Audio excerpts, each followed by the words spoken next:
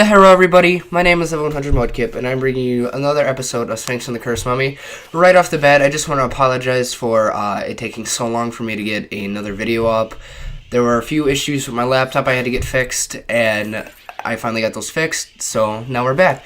Also, in the video, you might notice in the upper left-hand side of the screen that the counter of the gold ankhs might be off at certain points. That's because the way I collected them was a bit off from the order they go in, so a few of them might be off, and the clips are kind of adjusted to suit the order you're supposed to get them in. So, right off the bat, in Abydos, when you come around this corner, there is always this homeless guy here. If you walk up to him and give him 10 scarabs 3 times, he will give you a gold ankh piece. So we're just going to do this one more time, and he will give us our ankh piece.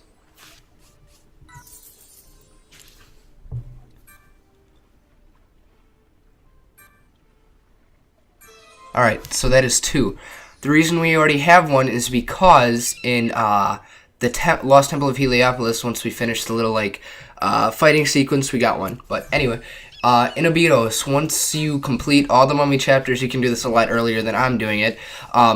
You can return the jewels, and for each of the jewels that you return, except for one, you get a gold ankh piece, as you're going to see here. I believe it's the 3rd one that you return that you get a parasol instead of a gold ankh piece. What you can do with that is you can go back to Heliopolis, you can go to the Bedouin outpost, and there's going to be a guy up in a little hut that you can give him the parasol, and you will get a scarab bag that can hold up to 900 not rupees, this is not Zelda, up to 900 scarabs. So, just pointing that out. I don't, bump the mic, that's my problem.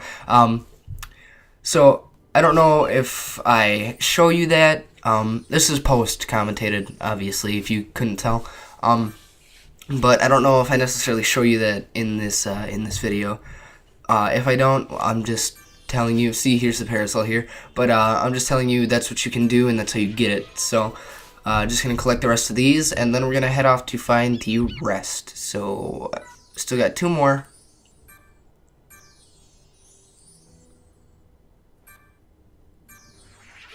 And last one is coming up. Excuse me. Alright, yep.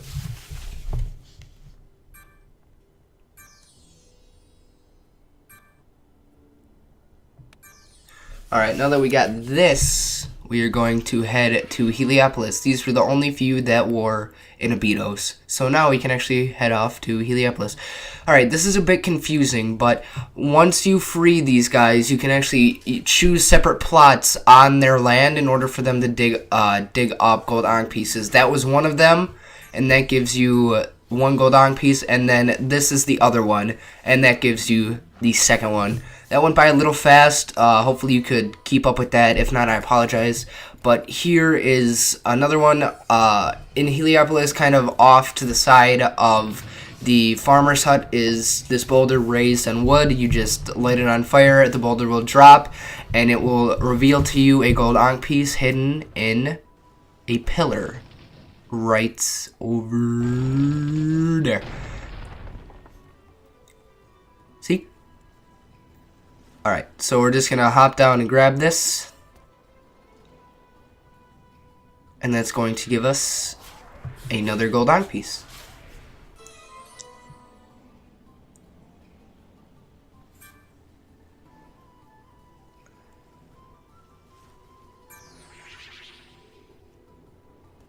Alright, before you go up the rope in order to get to the gold ankh piece that is over there, we are going to walk over to the right on this little island area before the obstacle course, I guess you could call it, and there's going to be another chest behind a burnable piece, a burnable wall, wood, whatever, and this is also going to have a gold ankh piece.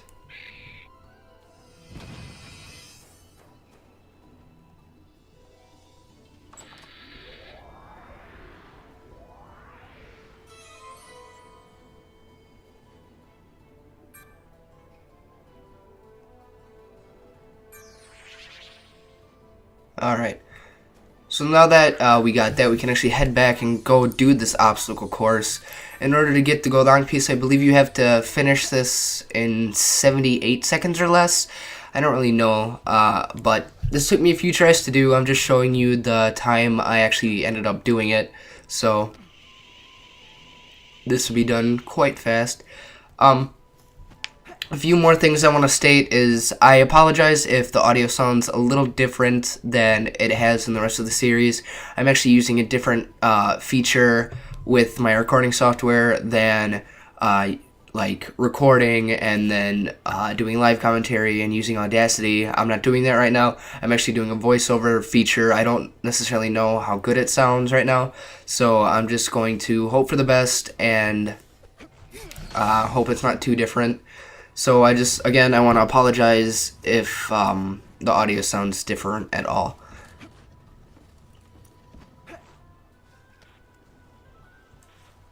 So this obstacle course isn't really that bad. It's just kind of, you're crunched for time. You really need to get this done fast. So just gonna go right over here and hit the little finish doohickey and Gold Ankh piece. Yeah. Give me that. Alright, so that is 10. There are little islands off to the left of the obstacle course, and what you can do is you can just position yourself and you can shoot all 3 of these targets, and if you shoot them fast enough, which I didn't the first try because I missed the second one, but if you shoot them fast enough in sequence, it will cause a chest to spawn, giving you another Gold Ankh piece.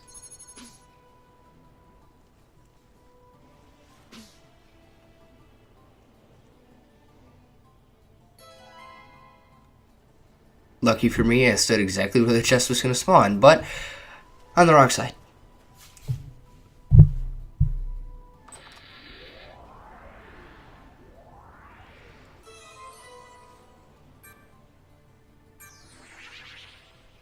Alright. Next to the farmer's hut, there's actually a waterfall that has boulders under it. And after you blow these up, as I mistakenly put in the water first, after you blow these up, it will reveal a chest, giving you yet another Gold Ankh piece.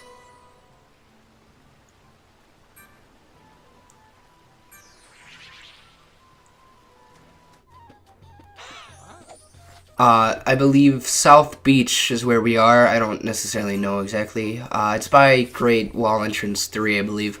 There is a little shop that only accepts onyx scarabs, which is why we collected them throughout the mummy segments. So you come in here, you need to give him 10 onyx scarabs in order for him to trust you, because he thinks you're a thieving Urukite, which I don't understand. I'm not even from frickin' here. What? They don't really specify where Sphinx is from. Is he from Heliopolis? I don't even know. So once he opens this, we can actually, there's actually another thing we want to buy. We actually need this cave door key for a future Gold Ankh piece. So he has 2 in here. Really, really easy to grab. They're 150 onyx scarabs each, so be sure you pick those up if you're gonna try to get all the health in the game. So now that we did that, we're actually gonna, nothing in there. Yeah, now that we did that, we're gonna go over to where the cave door key goes, and we're gonna put that in so we don't have to do it later. Just ignore the half-brute that spawns there. I don't know why they decided to put a monster spawning there, but whatever. Alright, so this is the door we're going to need to use for one of the later Gold Ankh pieces, and I will reference it once we get to that part again. So we're just going to continue on. Up the hill, there is a little farmer, or herder, whatever you want to call him, and there are these little purple monsters called squirts that you kind of have to escort back inside of his cage, or inside of their little fence area. So I believe there's only 4. Once you do this, you talk to the guy in the center, and he will reward you with another Gold Ankh piece.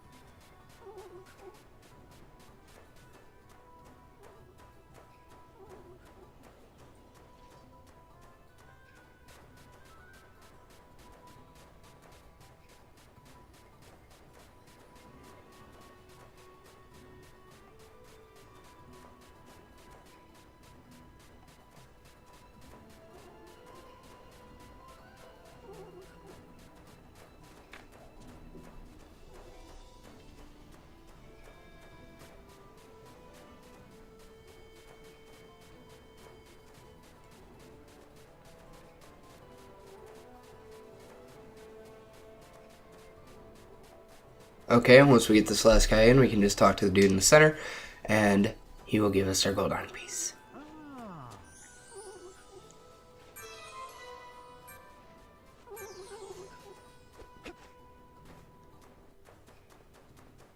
On the way to the Bedouin outpost, if you go through where the farmer's hut is, there's a boulder underneath the ramp that you come in on, and all you have to do is blow it up, go through, or get stuck on a wall.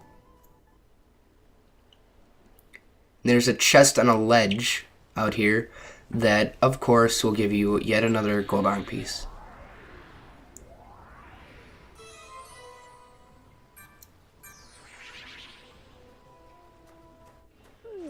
In Bedouin Outpost, there is a guy inside of the capture beetle hut, and if you talk to him 3 times, he gives you a monster list, and on the 3rd time, he gives you a Gold Ankh piece aside from scarabs. Okay, right here I need to explain what I'm doing. In order to get this last Gold Ankh piece, what you have to do is you have to have at least 4 a ton eyes, and you have to use them in the skulls that I'm putting them in. So that first one was across the sea from Sunshine Temple, and this one is, I believe, right next to the where we were getting the Onyx Scarab shop. So this guy, basically, he wants us to run from this side of the beach all the way to the other side of the beach. This is why we needed the cave door key in order to run through here, because we couldn't run all the way across the map in under 70 seconds is what you have to finish this in. So we just had to run through here, and we needed the a ton eyes to reveal a ton disc, which makes us run faster in order to get this done right away. So this spot here is where one of the skulls were. So there's one, and then we just have to jump up here to prove that we were here and hit this lamp, because for some reason he can know that we hit a lamp. So we just have to run back and go talk to him, and we will be rewarded with our final Gold Ankh piece.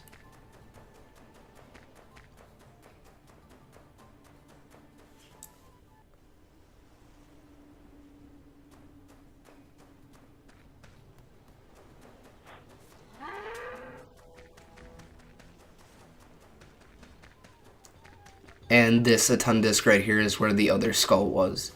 So we talked to him now that we did it in under 70 seconds, and he rewards us with the final Gold Ankh piece. Ignore what it says up there in the corner. It was 20, not 19. Okay, so this is Sheeta. She is in Bedouin Outpost. She's in the 3rd tent, off to the left of the archaeologist, who is off to the left of the beetle hut. And what she does is she's the healer, and she will do the Gold Ankh ritual when you have 4 Gold Ankh pieces and 200 scarabs per every time you have this done. So that's 1,000 scarabs, getting all 5 of these. So we're just gonna max out our health by doing this, what is it? 3 more times? 4 more times right now? Do it again.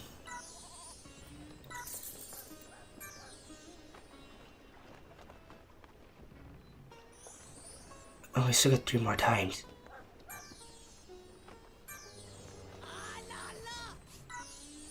And again.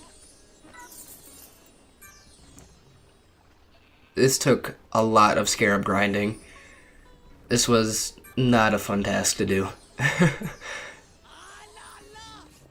And again, I believe this... Oh, okay, one more time after this.